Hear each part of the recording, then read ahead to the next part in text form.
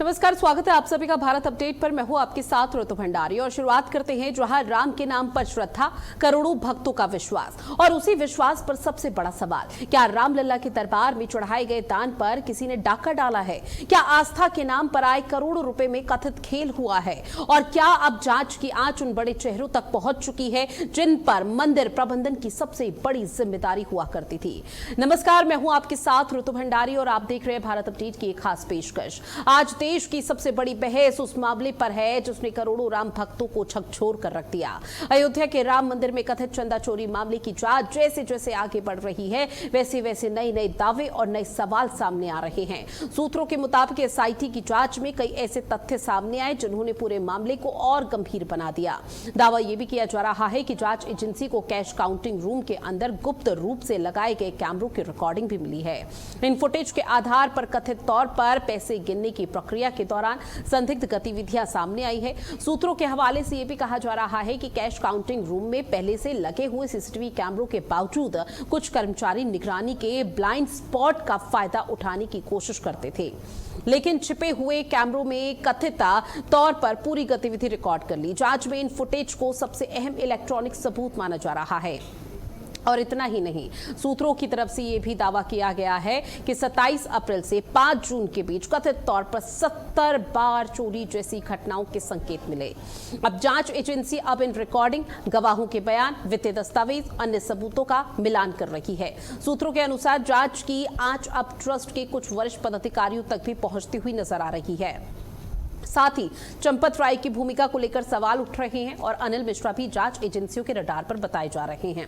हालांकि एसआईटी की आधिकारिक रिपोर्ट अभी सार्वजनिक नहीं हुई है, इन दावों की आधिकारिक पुष्टि नहीं हुई है और संबंधित पक्षों की ओर से भी अंतिम कानूनी निष्कर्ष सामने नहीं आया।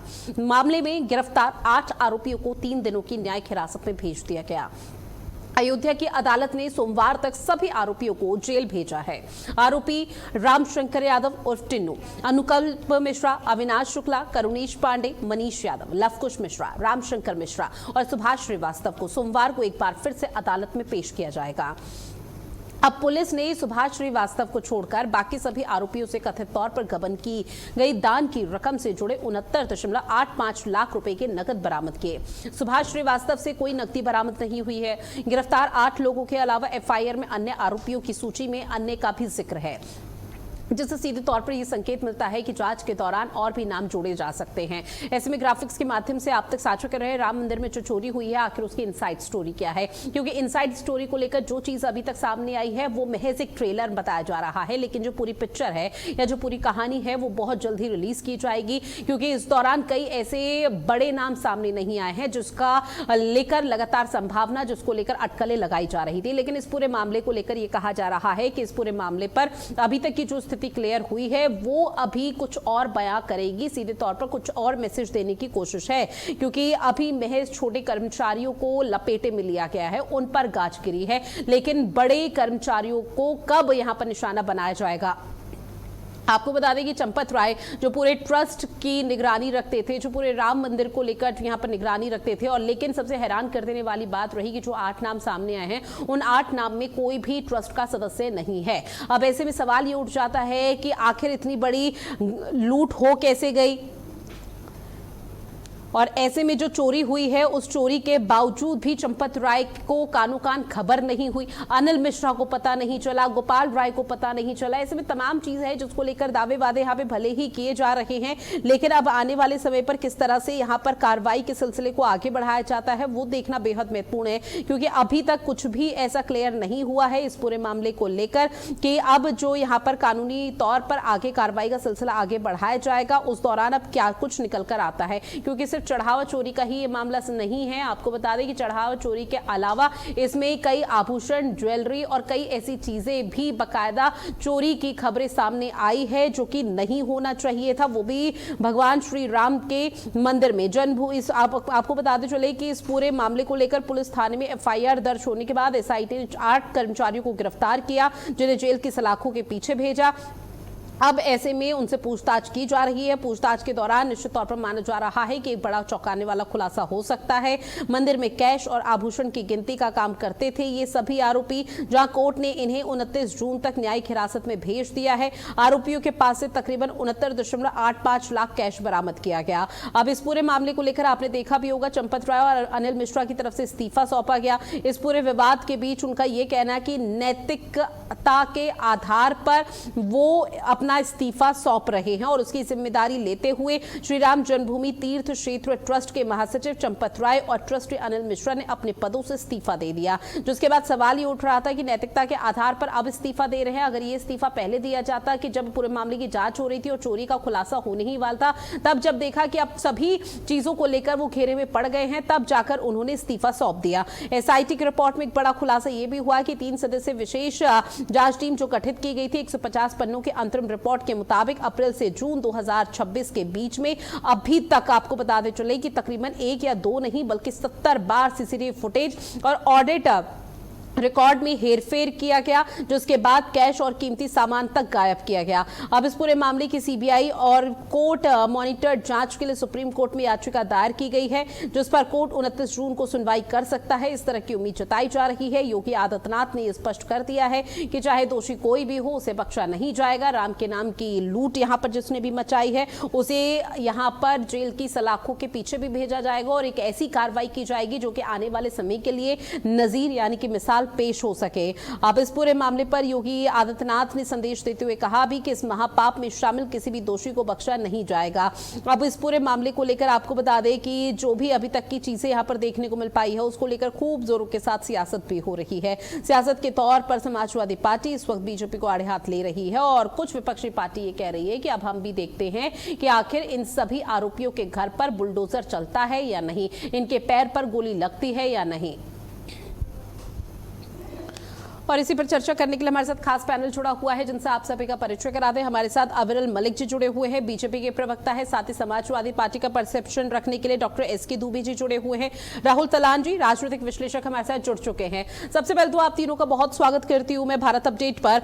अविरल जी, शुरुआत में सर आप ही के साथ करूंगी, चूंकि देखिए अब इस पूरे मामले को लेकर एक एक करके ऐसे ऐसे खुलासे हो रहे हैं जो कि हर किसी को हैरान परेशान कर देते हैं। राम भक्त अब मायूस है कि अभी तक तो महज आशंका जताई जा रही थी, लेकिन अब तो हकीकत और जो चीजें हैं वो सामने आ चुकी है। अभी तक 8 आरोपियों को जेल भेज दिया गया, लेकिन उसमें भी सवाल ये है कि जो छोटी मछलियां हैं उनको तो आपने जेल की सलाखों के पीछे डाल दिया सर, लेकिन जो बड़े मगरमच्छ हैं जिनके नाम सामने आने चाहिए तो उसको उनका कोई दूर दूर तक नामो निशान नहीं।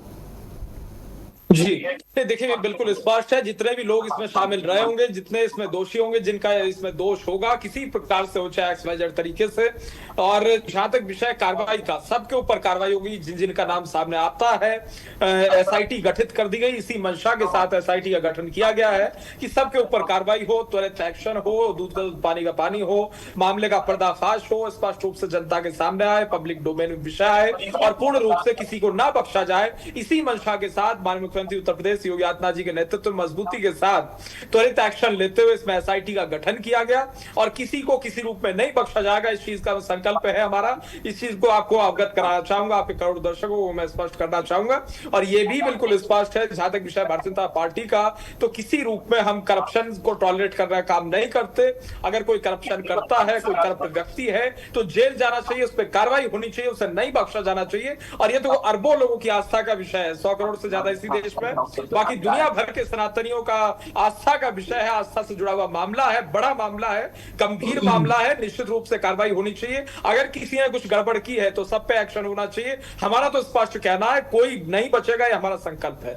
जी नहीं सर, ये तो बात का विषय हो गया। ये तो अभी ये है कि एसआईटी का गठन है, स्थानीय पुलिस प्रशासन भी जांच के दायरे को यहाँ पर आगे बढ़ा रहा है, तमाम टीमें गठित कर दी गई हैं और लगातार इस पूरे मामले पर कार्रवाई कर रही है। जो चीजों का आप लोग यहाँ पर आश्वस्त कर रहे हैं, आप लोगों का आश्वस्त करना नहीं बल्कि आप लोगों की जिम्मेदारी बन जाती है कि इस पूरे मामले पर कठोर एक्शन लिया जा सके ताकि आने वाले समय के लिए मिसाल पेश हो। लेकिन सर सवाल ये उठ रहा है हर किसी के जहन में कि आखिर चोरी हो कैसे गई। जिस राम मंदिर को लेकर आप लोग दावे वादे करते थे, जिस राम मंदिर ने न जाने कितने सालों का संघर्ष और कितने साधु संतों ने अपने पीठ में वो लाठी डंडों का सामना किया है, वो मरहम एक बार फिर से ताजा हो चुका है उन साधु संतों का। उस दर्द को एक बार फिर से ताजा कर दिया गया कि जीरो टॉलरेंस की नीति, भ्रष्टाचार यहां पर बर्दाश्त नहीं किया जाएगा। ये सिर्फ बाहरी लोगों के लिए था, लेकिन राम मंदिर के अंदर बैठे हुए रखवाले ही चोरी कर गए, इसका क्या अंदेशा तक नहीं था किसी को? नहीं, देखिए, लंबा संघर्ष रहा राम मंदिर निर्माण के लिए, 500 साल का संघर्ष रहा, सबकी आस्था का विषय, आस्था का केंद्र है भगवान श्री राम का मंदिर, स्पष्ट है। और आस्था के साथ खिलवाड़ जिस भी व्यक्ति ने की, जिस भी व्यक्ति के द्वारा इस प्रकार की हरकत को अंजाम देने का काम किया गया, उसे सख्त से सख्त सजा हो, ये हमारी जिम्मेदारी है और इस जिम्मेदारी को बखूबी निर्वहन करने का काम हम करेंगे, नंबर 1। नंबर 2, जहां तक विषय चूक का, किस प्रकार चूक हुई, कौन लोग इसमें शामिल रहे, किन लोगों का षड्यंत्र रहा, किन लोगों ने इस प्रकार की घटना को घटित करने का कृत्य किया, कुकृत्य किया, तो सब पे कार्रवाई होगी, सबके नाम सामने आएंगे, पब्लिक डोमेन में आएंगे। मछली छोटी हो बड़ी हो, कोई व्यक्ति हो, चाहे वो छोटा हो, बड़ा हो, ऊपर का हो, नीचे का हो, किसी नहीं प्रकार सर, का मेरा व्यक्ति सवाल हो, किसी या का करीबी तो हो, आप सब पे समझ नहीं कार्रवाई पा होगी। रही, अब मैं समझा नहीं पा रही। मेरा सवाल अभी भी यही है कि आखिर चोरी हो कैसे गई, मुझको ये बताइए। नहीं, देखिए, वो मैं किसी रूप में एसआईटी का हिस्सा नहीं हूं, वो तो एसआईटी स्पष्ट रूप से सामने लाएगी कि किस प्रकार से मामला आप घटित हुआ, एसआईटी का किस हिस्सा प्रकार भले से ही नहीं घटना है, घटित लेकिन हुई। आप जो बीजेपी का शासन अभी उत्तर प्रदेश में है उसके प्रवक्ता हैं, तो निश्चित तौर पर इस बीच आप लोगों को जिम्मेदारी और जवाबदेही आप लोगों की बन जाती है कि अब इस पूरे मामले को लेकर आप लोग लीपापोती तो कम से कम ना करें। ऐसे में समाजवादी पार्टी के पास जाते हुए डॉक्टर एसके दुबे जी अपनी बात रखिए, क्योंकि सीधे तौर पर बीजेपी का कहना है कि भाई चुनाव पूरे मामले को लेकर यहाँ पर जो भी जांच का दायरा है उसे बढ़ा दिया गया और जो भी दोषी है उसे बख्शा नहीं जाएगा।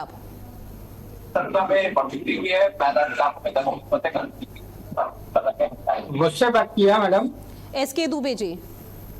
जी।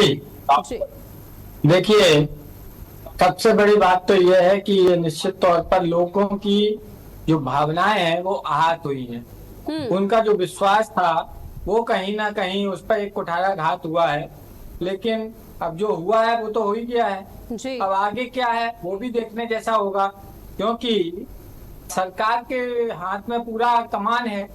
इसीलिए समाजवादी पार्टी की तरफ से मैं तो यही कहता हूँ कि जितने भी धार्मिक स्थल हैं हिंदुस्तान में, उत्तर प्रदेश ही नहीं पूरे देश में और खास तौर पर उत्तर प्रदेश में, इनकी कमान शंकराचार्य जी महाराज को सौंप देनी चाहिए कि शंकराचार्य जी के अंडर में जितने भी मंदिर आते हैं वो उनकी देखभाल, उनका प्रबंधन शंकराचार्य जी के माध्यम से होना चाहिए, क्योंकि फिर कोई ये नहीं कह पाएगा कि ये ऐसा हुआ। और सरकार एक हिदायत के साथ सौंपे कि अगर कुछ भी गड़बड़ हुआ तो उसकी पूरी जवाबदारी शंकराचार्य जी की होगी, इसके साथ देना। ऐसा नहीं है कि इसे सौंप देना, लेकिन ये सरकार करेगी नहीं, वो भी मैं जानता हूँ कि सरकार ऐसा करेगी नहीं, क्योंकि सरकार जो है ना वो, आप देखिए, चर्च पे कोई पाबंदी है सरकार की? कोई पाबंदी नहीं, कोई कंट्रोल नहीं है। मस्जिद पे या गुरुद्वारे पे या अन्य धर्मों के जो धार्मिक स्थल हैं, सिर्फ हिंदुओं के ही जो धार्मिक स्थल हैं उन्हीं पर सरकार की पाबंदी है, उसी पे कंट्रोल है, उसी को ये अपने चाबुक से चलाना चाहते हैं। तो अब ये शायद संभव नहीं होगा और आने वाले दिनों में या भविष्य में ये बात आप भी देखेंगे कि इसके लिए भी आंदोलन होंगे, लोग इकट्ठे होंगे कि अब सरकार हमारे जो मंदिर हैं उनसे अपना नियंत्रण हटाए और धार्मिक जो हमारे शंकराचार्य जी हैं, मैंने कल भी एक चैनल पे कहा था, 2-3 चैनल पे कहा था और आज फिर आपके चैनल पे बोल रहा हूँ कि हमारे शंकराचार्य, 4 शंकराचार्य हैं, चारों का क्षेत्र अलग अलग है, पूरा पश्चिम उत्तर दक्षिण। तो हमारा जो क्षेत्र है वो उत्तर में आता है, तो उत्तर के जो शंकराचार्य हैं उनको कमान सौंपी जानी चाहिए। लेकिन आप देखते हो कि एक जो साधु महंत हैं हमारे मुख्यमंत्री, उस मुख्यमंत्री के द्वारा किस तरीके से एक शंकराचार्य जी को अपमानित किया जाता है, तो निश्चित तौर पर ये कहीं बहुत दूर की कौड़ी की बात है कि ऐसा सरकार करेगी, लेकिन ऐसा सरकार को करना चाहिए, तब भी ये बात का प्रूफ होगा कि नहीं सरकार कुछ कदम उठा रही है। और रही बात इन 9 लोगों को अरेस्ट करने की, तो आप मैडम आप भी जानते हो, सब जानते हैं कि हमेशा ऐसे जो मामले होते हैं पहले भी देखने को मिले, यही नहीं अलग दूसरे मामलों में भी देखने को मिले, जो मेन टारगेट होता है वो सिर्फ ये छोटे छोटे होते हैं और जो बड़े होते हैं जो ये सब करवाते हैं या उनकी निगरानी में होता है तो उनको आज तक सजा नहीं हुई। ये इतिहास रहा इस देश का, इसलिए यहाँ भी कोई खास उम्मीद करना वो मेरे को लगता है सिर्फ एक वो बोलते हैं ना, क्या बोलते हैं उसको, ख्याली पुलाव की तरह होगा।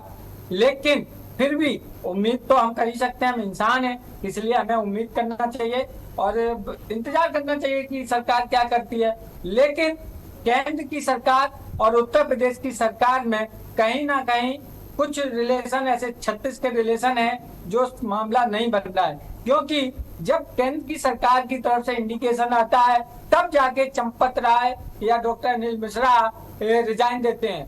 इनको तो नैतिकता के आधार पर पहले ही दिन जिस दिन आरोप लगे थे, निश्चित तौर पर इसलिए कई सवाल यहाँ पर उठ रहे हैं कि नैतिकता के आधार पर चंपत राय की तरफ से हवाला दिया जा रहा है कि वो अपने पद से इस्तीफा दे रहे हैं। लेकिन राहुल तलान जी, अब सवाल लोग खुद पूछ रहे हैं कि नैतिकता के आधार पर तो ये जो इस्तीफा है आप लोगों को पहले ही सौंप देना चाहिए था। अब जब पूरा मामला हाईलाइट हो गया है और पूरे मामले को लेकर कार्रवाई का सिलसिला आगे बढ़ रहा है और उम्मीद ये जताई जा रही थी कि एसआईटी की रिपोर्ट में उन 8 नामों के साथ साथ शायद चंपत राय, गोपाल राय और इसके साथ ही अनिल मिश्रा का नाम होगा, लेकिन ये नाम बिल्कुल एसआईटी की जांच में के दायरे से बिल्कुल बाहर रहे, तो कैसे समझा जाए? जो विपक्ष की तरफ से सवाल सर उठाए जा रहे हैं, क्या आपकी नजर में वो सही है? फिर देखिए, ये पक्ष विपक्ष की बात ही नहीं है, ये बात है हिंदुओं की। किसी कोई पक्ष क्या है, विपक्ष क्या है? विपक्ष अपनी राजनीति कर रहा है, पक्ष अपनी राजनीति कर रहा है। दान दिया हिंदुओं ने, किसको दान दिया? भगवान राम के मंदिर को दान दिया। चोरी किसने की? जिन्होंने चोरी की वो ऐसा पाप है, जघन्य अपराध है, जघन्य।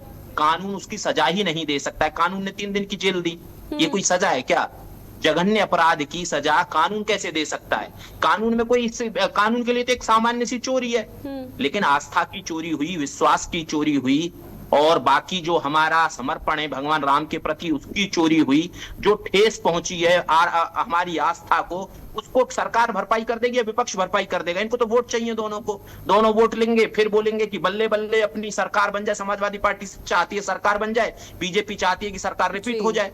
लेकिन सच बात यह है कि जो आस्था के साथ जो खिलवाड़ हुआ है उसके लिए कौन जिम्मेदार है? उसके लिए जिम्मेदार है सरकार। सरकार ने जब ट्रस्ट बनाया था तो ट्रस्ट में सब वर्ग के लोग क्यों नहीं थे?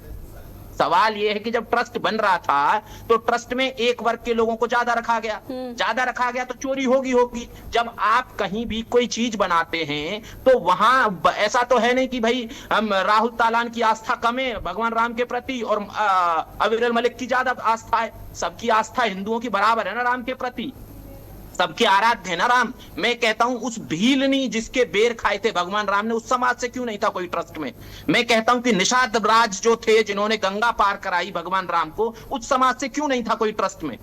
सवाल यह है कि ट्रस्ट में गिने चुने अपने लोगों को रखा गया और ट्रस्ट इसीलिए बनाया गया कि चोरी, जिस दिन वो ट्रस्ट बना था उसी दिन बहुत सारे लोगों को यह पता था कि यहाँ बहुत बड़ा खेल होगा। और कौन सा ऐसा हिंदू मंदिर है जहां चोरी नहीं हो रही है? बताइए दान की कोई एक हिंदू मंदिर है जहां चोरी नहीं हो रही है? सब जगह चोरी हो रही है। ये बात ये है कि आस्था के साथ खिलवाड़ हो रहा है। और लेकिन लोग क्या है कि वो जाते हैं, लोगों का एक समर्पण है राम के प्रति, भगवान कृष्ण के प्रति, भगवान शिव के प्रति, वो जाते हैं दान देते हैं। उस दान के पैसे का हो क्या रहा है? धर्मशास्त्रों के अनुसार दान के पैसे का क्या होना चाहिए था?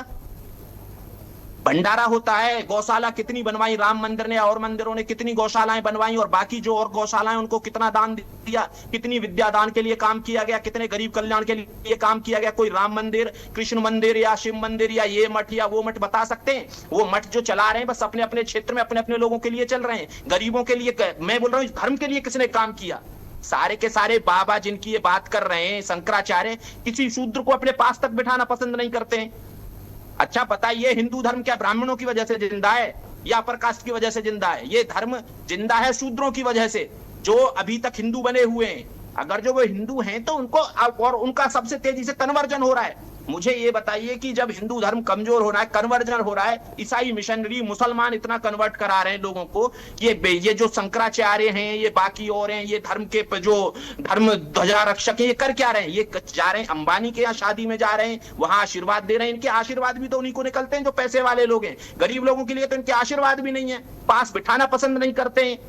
तो सवाल ये है कि जो धर्म में भेदभाव है उसको सबसे पहले मिटाने का काम होना चाहिए था, लेकिन कोई शंकराचार्य ने उसको मिटाने का काम नहीं किया, जबकि उसको पल्लवित करने का काम किया जा रहा है। और जो भी धर्म ध्वजा रक्षक हैं, जो भी महामंडलेश्वर हैं, जितने भी अखाड़े हैं, वो उस चीज को पल्लवित कर रहे हैं। तो सवाल ये है कि चोरी तो हो नहीं है, आप कहीं भी जाके दान दीजिए, मैं बोल रहा हूँ कहीं भी ऑडिट करा लीजिए, किसी भी मंदिर का ऑडिट करा लीजिए जहां लाखों की संख्या में श्रद्धालु जाते हो, चोरी नहीं हो रही है। हर जगह चोरी हो रही है, कौन सा मंदिर है जहां चोरी नहीं हो रही है? ऋतु जी निश्चित तौर पर। और देखिए, अब जिस तरह से ये राम मंदिर को लेकर जो भी चोरी का चढ़ावा, चोरी का मामला सामने आया, उसके बाद ये विश्वसनीयता पर भी सवाल उठ जाते हैं। और ऐसे में ना सिर्फ विश्वसनीयता, बल्कि अविरल जी, उत्तर प्रदेश के जो अलग अलग मंदिर हैं, चाहे आप बड़े हो या छोटे मंदिर, जहां पर श्रद्धालु अपने पूरे भक्ति भाव के साथ, अपनी निष्ठा, अपनी आस्था के साथ वो चढ़ावा यहाँ पर दान कर भी रहे हैं, तो अब लोगों के मन में ये भय की स्थिति है कि कहीं हमारा चढ़ावा वापस से चोरी ना हो जाए, क्योंकि ये सिर्फ राम मंदिर का मामला उजागर हो गया, इसलिए वो हम सबके सामने आ गया।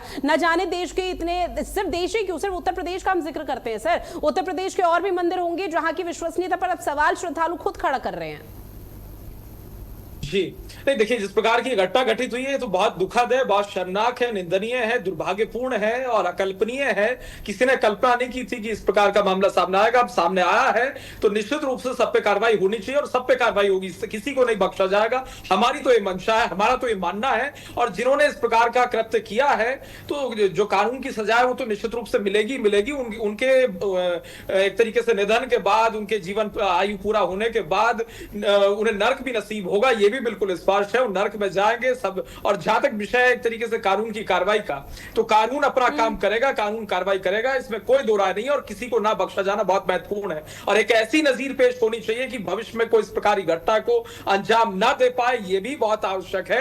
और उत्तर प्रदेश की जो हमारी सरकार है, माननीय मुख्यमंत्री योगी जी के नेतृत्व वाली सरकार, मजबूत सरकार है, शानदार सरकार है। हमने पहले इस चीज को कहा कि किसी रूप में नहीं बख्शेंगे और इसीलिए एसआईटी का गठन हुआ। एसआईटी के माध्यम से जिनके नाम सामने आते हैं वो पूरी इन्वेस्टिगेशन होगी एसआईटी के नेतृत्व में, और जिन जिन के नाम सामने आएंगे सब पे कार्रवाई होगी, सबको जेल पहुंचाने का काम, और पुलिस गिरफ्तार करके कोर्ट के माध्यम से जेल पहुंचाने का काम पूर्ण रूप से करेगी।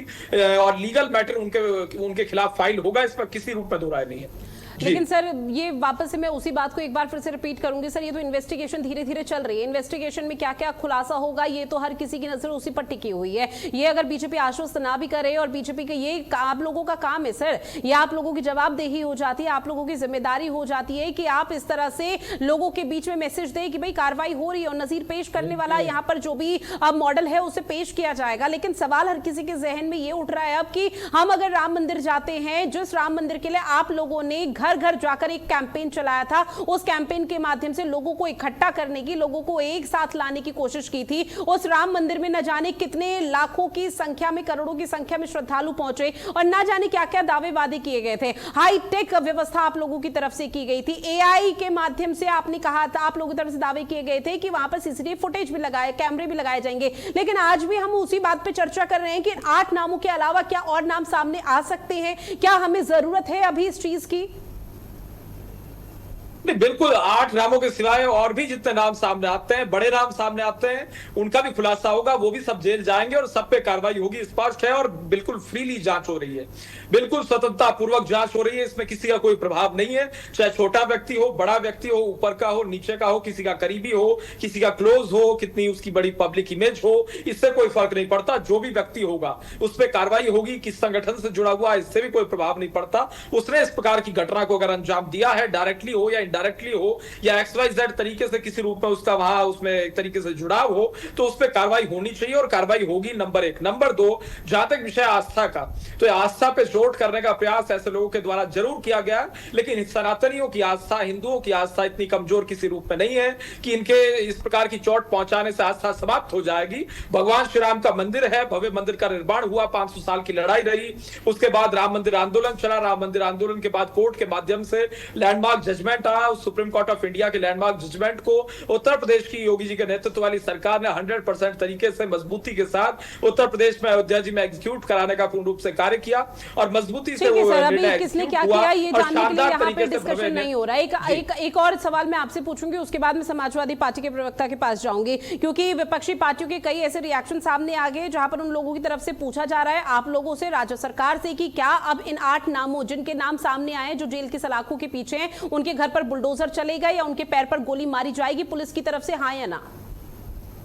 बिल्कुल, देखिए मैं इसका भी जवाब देता हूं। बहुत अच्छा सवाल है, विपक्ष का अधिकार है सवाल पूछने का और लोकतंत्र है और हम विपक्ष के सवाल लेते भी हैं। जहां तक विषय गोली मार देने का, एनकाउंटर कर देने का, बुलडोजर चला देने का, एनकाउंटर होता है, एनकाउंटर कब होता है वो सबको मालूम है। पुलिस नंबर 1 गिरफ्तार करने की कोशिश करती है किसी भी अपराधी को।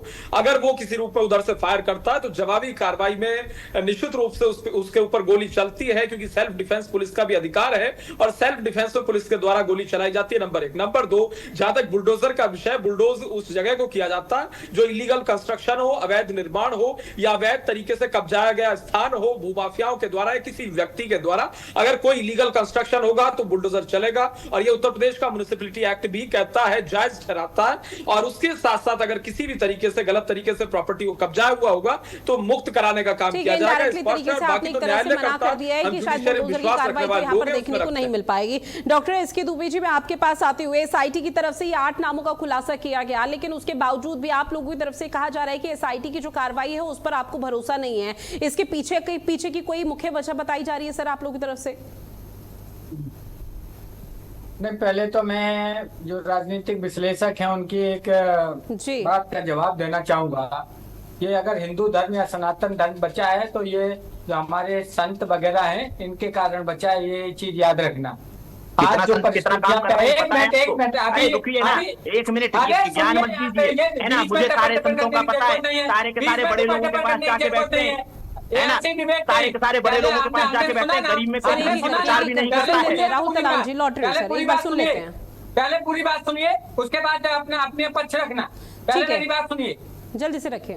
तो हाँ, तो ये जो सनातन धर्म की जो मेन नेतृत्व है, इन्हें इतिहास पढ़ना चाहिए कि किस तरीके से शंकराचार्य भगवान ने इस धन को बचाया था। उन्होंने अकेले अपने दम पे पूरे हिंदुस्तान में घूम घूम कर इस धन को बचाया है। जब आतंकियों ने, हम उनको आतंकी बोलेंगे, विधर्मियों को, उनका जितना वर्चस्व बढ़ रहा था, लेकिन उसके बावजूद भी तो ये कहना कि ये किसी के कारण है, ऐसा नहीं। इसमें सभी लोग हैं। हिंदू का मतलब सब, सनातन का मतलब सभी।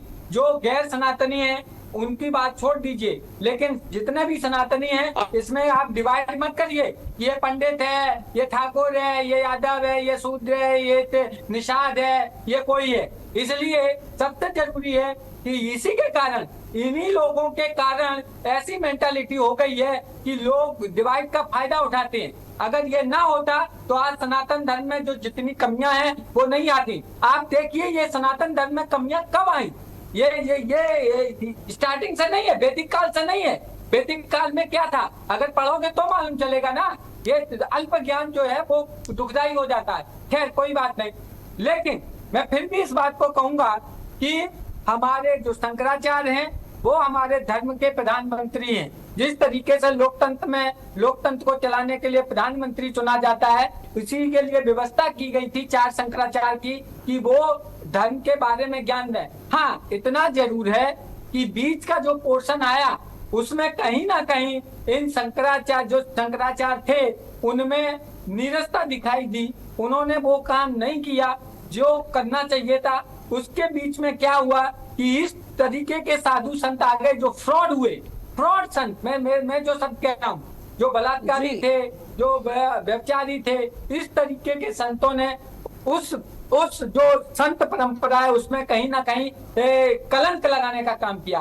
खैर, लेकिन आज आप देखिए कि हमारे चारों 4 शंकराचार्य एक बार फिर एक्टिव हैं और वो ऐसा नहीं है कि बड़े बड़े लोगों के लिए नहीं जाते हैं, शायद इनको मालूम नहीं है। आप जाइए तो देखिए, आदिवासियों के लिए काम कर रहे हैं, छोटे छोटे नगरों में जा रहे हैं, गाँव में जा रहे हैं, आदिवासी क्षेत्र में जा रहे हैं। इसलिए अगर जानकारी ना हो तो पहले जानकारी हासिल करो, फिर बोलो, कोई तकलीफ नहीं है। अब आइए दूसरी बात। मैंने पहले भी इस बात को मैडम दोहराया है ऋतु जी कि जब तक बड़े लोग नहीं पकड़े जाएंगे, या तो देखिए ये छोटे लोग क्या है कि इनको लालच दिया जाएगा या लालच दिया गया होगा कि तुम अपनी जबान मत खोलना, तुम्हें जो जरूरत है हम पूरा करेंगे। और ऐसा होता है, जनरली ऐसा होता है कि छोटे छोटे जो लोग होते हैं उनको पैसे का लालच देके उनकी जुबान बंद कर दी जाती है। लेकिन अगर राम मंदिर के प्रति इनकी जरा भी आस्था है, इन जो 8 लोग हैं, इनको सच बताना चाहिए कि आखिरकार इसमें कौन कौन से बड़े लोग इन्वॉल्व हैं। और मैं तो ये कहता हूं कि बड़े जितना भी ट्रस्ट के मेंबर है, इन सबको जेल होनी चाहिए और कोर्ट में ट्रायल होगा ना, कोर्ट डिसाइड करेगा कि ये अपराधी है कि नहीं है, उसके बाद दूध का दूध और पानी का पानी हो जाएगा। लेकिन केंद्र सरकार हो या राज्य सरकार आराम से चिर निद्रा में सो रही है। अब बाबा जी को तो ये तकलीफ है कि 27 में चुनाव है, इतना बड़ा कलंक लग गया है, उस कलंक को धोएं कैसे, इसलिए बाबा जी परेशान है। लेकिन केंद्र सरकार का जो आशीर्वाद इन ट्रस्ट वालों को, और नपेंद्र मिश्रा का क्या रोल है मेरे को बताइए। नृपेंद्र मिश्रा ने कौन सा ऐसा काम किया जिससे उनको इसका अध्यक्ष बना दिया गया, हमारे समझ में तो नहीं आता है। अभी वो जो राजनीतिक विश्लेषक थे बोल रहे थे सभी उसमें से, हिंदुस्तान में इतनी जातियां हैं, इतना बड़ा ट्रस्ट नहीं हो सकता है। लेकिन हाँ, सभी में से जो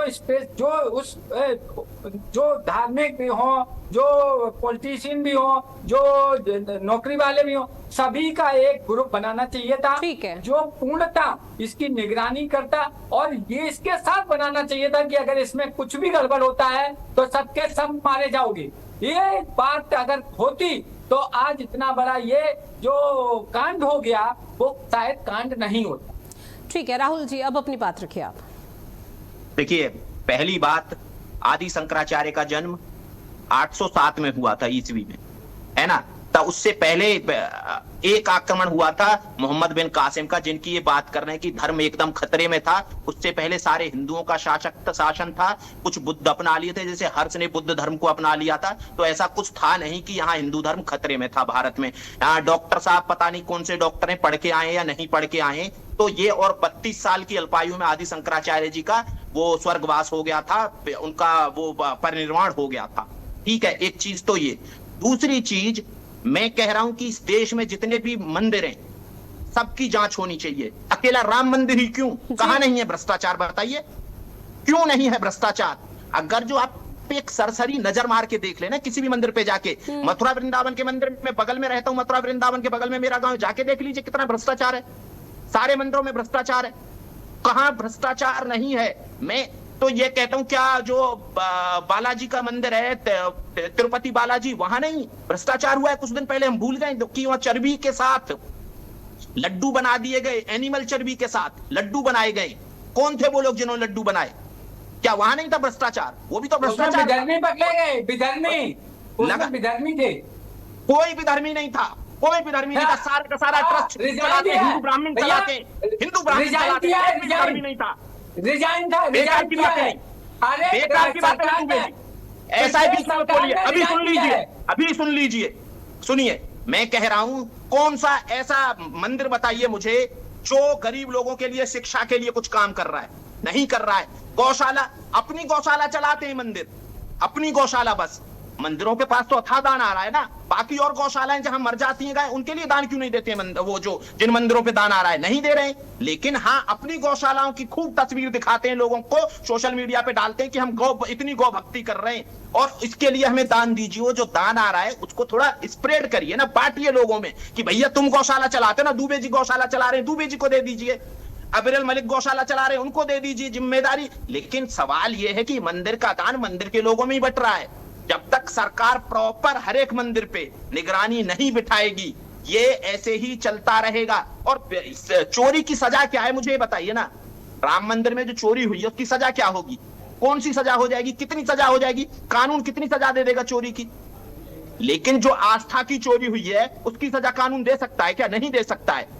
सवाल यह है कि आप इस पे पटाक्षेप करने की कोशिश की जा रही है कि भाई ये कुछ नहीं हुआ है, बहुत हल्की चीजें हुई हैं, इसको ऐसे ही छोड़ देना चाहिए। लेकिन ये बहुत हल्की चीज नहीं है, ये है एक तरीके से जो धर्म के संचालक हैं, जो धर्म इतने बड़े बड़े मंदिर चला रहे हैं, उन पे ट्रस्ट लोगों का नहीं रहेगा। और जब ट्रस्ट टूटेगा तो धर्म को भी टूटना तय है। धर्म जो चलता है वो विश्वास से चलता है, भगवान राम पे विश्वास है। और जो भगवान राम के वहां मंदिर का निर्माण करा रहे हैं या जो दान की देखरेख कर रहे हैं, उन पे विश्वास है। जनता तब जाके दान देती है ना अपनी गाड़ी कमाई में से। ऐसा तो है नहीं कि टैक्स फ्री है वो, जाकर जो 100 रुपए डालते हैं उसका कोई हमें रसीद मिलती है, नहीं मिलती है ना। तो सवाल ये है कि जब जनता दान दे रही है तो उसकी निगरानी अच्छे से होनी चाहिए। वो किसी भी मंदिर में दे, वो तिरुपति बालाजी में दे, वो किसी भी शंकराचार्य की पीठ को दे, वो राम मंदिर में दे, वो कृष्ण मंदिर में दे, वो कहीं भी दान दे। अगर जो जनता का पैसा जा रहा है तो ये सरकार की जिम्मेदारी है कि वो उसकी निगरानी करे। अब ये नहीं हो सकता है कि भैया कि मुसलमान ये करते हैं, मुसलमान वो करते हैं, मुसलमान ये करते हैं और ईसाई ये कर रहे हैं, ईसाई अपने चर्चों का किसी को नहीं दिखाते हैं, ये नहीं दिखाते हैं, वो नहीं दिखाते हैं। ये देश हिंदू बहुसंख्यक है। हिंदू बहुसंख्यकों को अपने तरीके से काम करने की जरूरत है। और ये बोल रहे हैं कि वो रखे नहीं जा सकते इतने लोग। मैं बोल रहा हूँ एक समाज से 4-5 लोग, 6-7 लोग रखे जा सकते हैं। SC एक ही रखा जाएगा क्या? SC क्यों एक रखा जाएगा? एक चंपत राय बंसल अकेले होंगे एक बनिया समाज से, और क्यों नहीं है? एक समाज के लोग 7-8 क्यों हैं? और मंदिरों में जहां की और ट्रस्ट है वहां पूरे के पूरे एक समाज के लोगों का कब्जा क्यों है? क्या वो एक समाज के लोग, पैसा कोई एक समाज थोड़ी दे रहा है, सारे समाज के लोग दे रहे हैं ना। तो मैं कह रहा हूं कि जो मथुरा में मंदिर है उन पे एक समाज का कब्जा क्यों है? दान तो आ रहा है ना। या तो फिर आपको दान का ऑडिट करिए, बिल्कुल एक समाज कब्जा रखे, बोले भाई हम धर्म में, हम सबसे बड़े धर्मावलंबी हैं, तो एक समाज का रखिए आप, लेकिन साथ में ऑडिट भी दीजिए हर साल में कि भैया ये ऑडिट होगा, इतना पैसा आ रहा है। लेकिन ऑडिट है नहीं। सबके बच्चे बड़ी बड़ी बाइक लेके घूमते हैं 50-50 लाख की हार्ली डेविडसन। आप देख लीजिए मथुरा में जाके, ठीक है, इतनी महंगी महंगी बाइक कहां से आ जाती हैं। तो सवाल ये है कि भ्रष्टाचार है, और इससे ये देखिए ना, मुझे फर्क पड़ता है ना, अवरल मलिक को फर्क पड़ता है ना, और SK दुबे को फर्क पड़ता है, ऋतु जी आपको भी फर्क नहीं पड़ता है। फर्क पड़ता है इन सारी चीजों से धर्म को।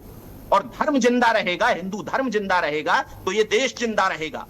जिस दिन ये देश, हिंदू धर्म कमजोर पड़ा और किसी के कृत्य की वजह से कमजोर पड़ा, तो उस दिन ये देश का बंटवारा तय है। जिस दिन हिंदू अल्पसंख्यक हुआ इस देश में, उस दिन हिंदुओं की हालत खराब हो जाएगी इस देश में। बात ये है, मैं ये नहीं कह रहा हूं कि किस जाति का क्या है, किस जाति का क्या है, कोई भी जाति रखे उस पे, लेकिन ईमानदारी के साथ, धर्म के साथ ईमानदारी, भगवान के साथ ईमानदारी। अगर जो आप भगवान के साथ ईमानदार नहीं हो सकते तो आप किसके साथ ईमानदार हो सकते हैं? आप अपने धर्म के साथ ईमानदार नहीं हो सकते तो किसके साथ ईमानदार हो सकते हैं? ना आप धर्म के प्रति ईमानदार है, ना भगवान के प्रति ईमानदार है। भगवान आपके लिए सिर्फ और सिर्फ एक कमाई का जरिया है कि पैसा आए हमारे पास और हम अच्छी लाइफ जिए। अगर जो आपको ऐसे ही करना है तो भैया अपना कमाइए, जैसे बाकी दुनिया कमा रही है। दुनिया कितनी $बिलियन की कंपनी बना दे रही, $ट्रिलियन की कंपनी बना दे रही है। यहाँ के लोग भी तो बना सकते हैं। अगर जो यही करना है तो करिए निश्चित तौर पर आपकी बात से सहमत। और अभी हाल फिलहाल में वक्फ बोर्ड को लेकर जब यहाँ पर तमाम चीजों के आरोप लगाए जा रहे थे वक्फ बोर्ड पर, तो कितना हो हल्ला हुआ था। बात यहाँ सिर्फ एक या दूसरे धर्म की नहीं है, बात यहाँ पर यह है कि अपने ही धर्म को अपने ही लोग बदनाम कर रहे हैं, तब सवाल उठेंगे। लेकिन यहाँ पर राहुल जी, चूंकि राजनीतिक विश्लेषक आप है, तो सर मैं ये थोड़ा पॉलिटिकल के लिहाज से भी समझने की कोशिश करूंगी कि बीजेपी अपने आप को हमेशा कट्टर हिंदुत्व की राजनीति के तहत यहाँ पर जानी जाती थी और तमाम प्रयास करती थी। अब समाजवादी पार्टी सड़कों पर उतर चुकी है। समाजवादी पार्टी की तरफ से 2027 के विधानसभा चुनाव के लिए राहें बिछानी शुरू कर दी गई है। तो क्या ये मानकर चला जाए कि सपा की तरफ से अब ये बताया जाएगा कि असली राम भक्त हम हैं, समाजवादी पार्टी वाले हैं, लेकिन बीजेपी जो महज दावे वादे और दिखावा करती थी वो तो नकली राम भक्त साबित हुए?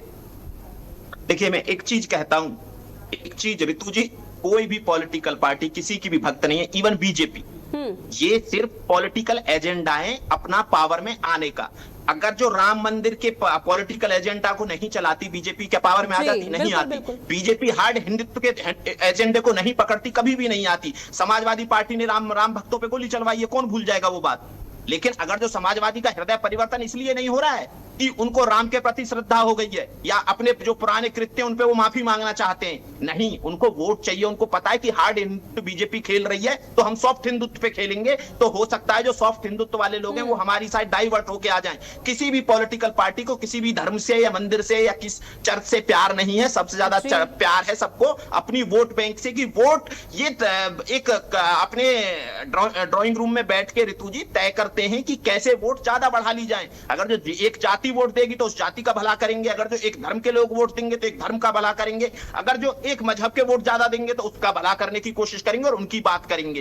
बात यह है कि इनको वोट चाहिए, वोट की राजनीति का किसी से नहीं लेना देना है, वोट की राजनीति का सिर्फ और सिर्फ अपनी वोट से लेना देना है।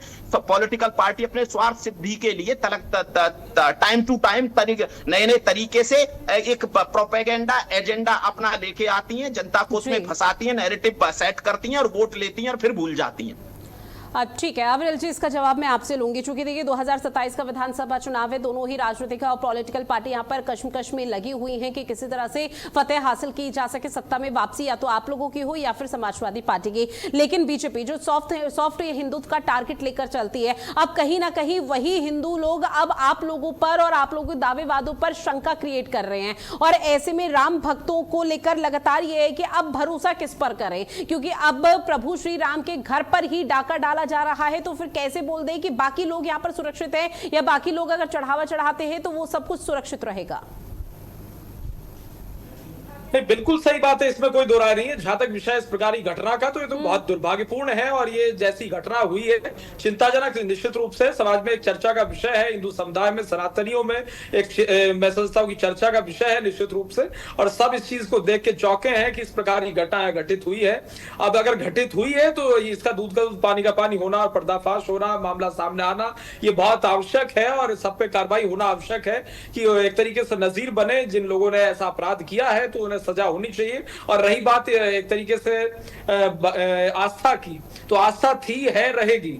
मेरी भी आस्था थी, राहुल जी की भी आस्था थी, दुबे साहब की भी आस्था, जिसकी भी आस्था है भगवान श्री राम के मंदिर में, भगवान श्री राम में जिसकी आस्था है, वो आस्था है, थी, रहेगी। लेकिन अगर इस प्रकार के कुछ लोग हैं जिन्होंने क्राइम किया है, क्राइम कमिट किया है, उन पे एक्शन होना चाहिए, उन पे कार्रवाई होनी चाहिए, तो उन पे कार्रवाई होगी, इसमें कोई दो राय नहीं है, क्योंकि जिसने क्राइम कमिट किया है, खुद की नजर में कुछ ऐसा ये है कि अब कार्रवाई को ऐसे पेश किया जाए ताकि आने वाले समय में वो मिसाल पेश हो सके, क्योंकि जो पुरानी टीम थी वो तो अब जेल की सलाखों के पीछे, आप लोगों ने एक नई टीम का गठन कर दिया है। अब नई टीम कुछ टाइम तक तो नहीं करेगी, लेकिन अब लोगों को उस पर भी शंका है कि कल को अगर वो भी चोरी वाले मामले में चपेट में आ जाए तब क्या करेंगे?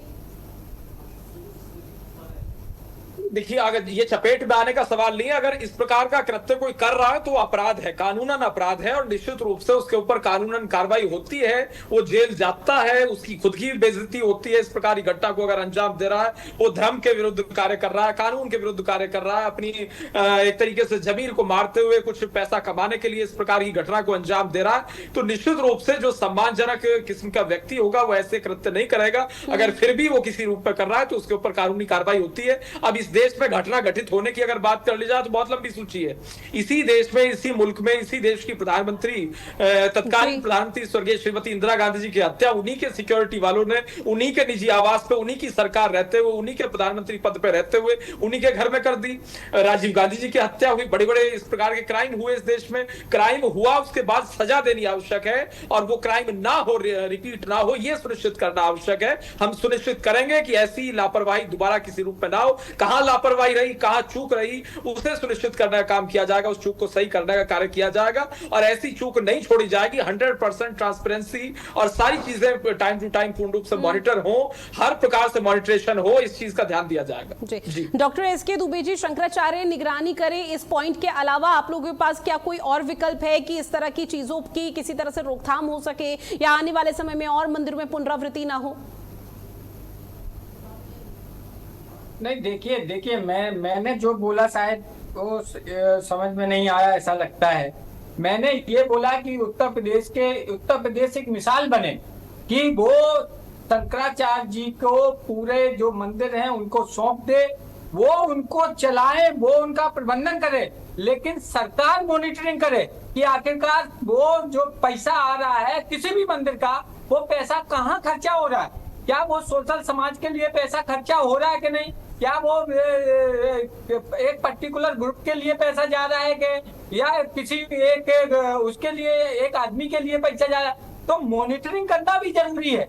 अगर इस पे प्रॉपर मॉनिटरिंग होती रहती राम मंदिर वाले केस में, तो शायद ये नहीं होता। यहाँ तो उनको जो जैसे छुट्टा सांड बोलते हैं ना कि छोड़ दो सड़क पे, तो फिर उससे खतरा पैदा हो जाता। यहाँ वही हुआ कि इनको इतना पावर दे दिया कि वो अपने आप को भगवान से भी बड़ा भगवान समझने लगे, जिससे उनको कुछ भी करने के लिए उनको एक मामूली चीज हो गई कि अरे कौन हमारा क्या करेगा, क्या हमारे पास तो ये है। ये जो हुआ उसके कारण ये सब हुआ। अगर इनका मॉनिटरिंग प्रॉपरली किया जाता तो शायद ये केस नहीं होता। और जैसा कि राजनीतिक विश्लेषक बोलते हैं सारे मंदिरों, तो ये सच है कि सारे मंदिरों में ऐसा होना चाहिए। जहां भी एक सरकार को गाइडलाइन बनानी चाहिए कि अगर इससे ज्यादा एक वहाँ पैसा आता है तो वो इसके अंडर में काम करेगा मंदिर। निश्चित तौर पर सरकार भी उसमें से हिस्सा लेगी, क्योंकि सरकार को भी अभी तो फुल ले रही है, सरकार भी अपना हिस्सा रखेगी, भाई सरकार को आप दो। और उसके साथ साथ सोशल वेलफेयर में वो पैसा जाना चाहिए, चाहे वो फिर स्कूल के लिए हो, हॉस्पिटल के लिए हो, किसी के लिए भी हो। लेकिन इस तरीके से जो चल रहा है वहां पर उम्मीद थोड़ा कम लगता है लोगों को। ऐसा मैं ही नहीं, ऐसा जब आप आम जनमानस से बात करेंगे तो उनका कहीं ना कहीं एक दिमाग में चल रहा है कि न्याय मिलने की उम्मीद कम है, क्योंकि बड़े लोग बच जाएंगे। वही मैंने आपके यहाँ आपके चैनल पर रिपीट किया कि इनको ऐसी मिसाल पेश करनी चाहिए थी ताकि ये मतलब जनता के सामने मैसेज जाता कि नहीं, हमारी सरकार है, हम ऐसा काम करेंगे और कौन डिसाइड करेगा उसको कि क्या है। लेकिन यहाँ आप देखिए ना, नृपेंद्र मिश्रा ने इस्तीफा दिया, अभी अब सुनने को मिल रहा है कि इनके जो ट्रेजरर हैं कोषाध्यक्ष, अब कोषाध्यक्ष क्या करता रहा, जो गिरी गोविंद गिरी है वो इस्तीफा देने की उन्होंने पेशकश की। आखिरकार पैसे का मामला जो होता है वो ट्रेजरर करता है, लिखा पढ़ी का मामला जो है वो महासचिव करता है। तो इसमें ट्रेजरर तो कहीं था ही नहीं, महासचिव का पूरा इंटरफियर था। तो इसके कारण महासचिव के जितने भी अंटर फंटर थे वो सभी अपने उन्होंने जलसे किए और उन्होंने ये अंजाम कर दिया। तो कहने का मतलब ये है कि जब तक पूरा ट्रस्ट इसको रिजाइन नहीं करेगा तब तक न्याय की उम्मीद आप मत करें।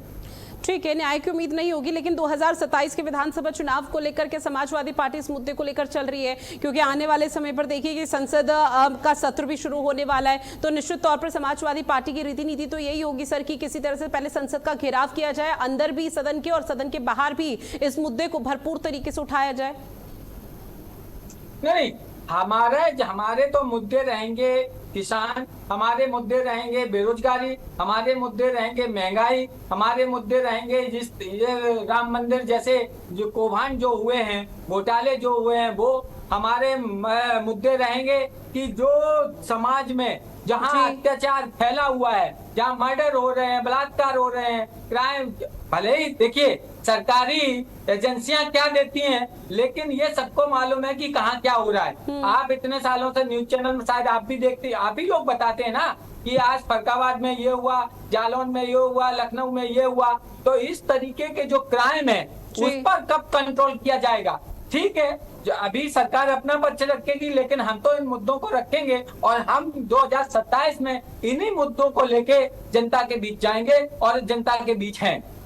ठीक है, अब राहुल तलान जी, चूंकि देखिए अयोध्या के जो स्थानीय व्यापारी हैं, साधु संत हैं, उनके मूड को लेकर अभी तक जो स्टेटमेंट सामने आया उसमें साफ तौर पर नाराजगी देखने को मिल पाई है। उन्होंने कहा इस पूरे मामले पर पारदर्शी तरीके से, निष्पक्ष तरीके से कार्रवाई होनी चाहिए। अभी 8 नाम है, 8 नामों के बाद अगर इजाफा भी होता है तो इसमें कोई भी लूट घसोट आने वाले समय में ना हो, इस चीज का ध्यान रखा जाना चाहिए। लेकिन क्या ये मानकर चला जाए कि अयोध्या वैसे ही यहाँ पर बीजेपी के पक्ष में नहीं है और वहां पर अवधेश प्रसाद है, अवधेश प्रसाद की तरफ से भी अब सड़कों पर उतरकर तमाम तरह के योजनाएं और अभियान चलाया जाएगा, तो पूरी तरह से कहीं ऐसा ना हो कि पहले प्रभु श्री राम का नाम लिया और अयोध्या हाथ से छूटा, लेकिन 2027 में भी एक बहुत बड़ा नुकसान इस पूरी लूट घसोट को लेकर हो सकता है बीजेपी को। ऋतु जी देखिए, इतना बड़ा कलंक है ना, इसको धोते धोते ना सदियों निकल जाएंगी। ये ऐसा नहीं है कि तत्काल में राम मंदिर बना, भ्रष्टाचार हो गया, कुछ लोग पैसे ले गए, उन्होंने कर लिया जो करना था। ठीक है सर, माफी के साथ आप सभी को मैं बीच में टोक रही हूँ और ऐसे में चूंकि आप सभी मेहमान हमारे साथ जुड़े इस महत्वपूर्ण विषय पर चर्चा की, उसके लिए आप सभी का बहुत शुक्रिया। लेकिन सीधा अपने तमाम दर्शकों को हम नोएडा लिए चलते हैं, जहां योगी आदित्यनाथ पहुंचे हुए हैं, क्या कुछ कह रहे हैं वो सुनिए।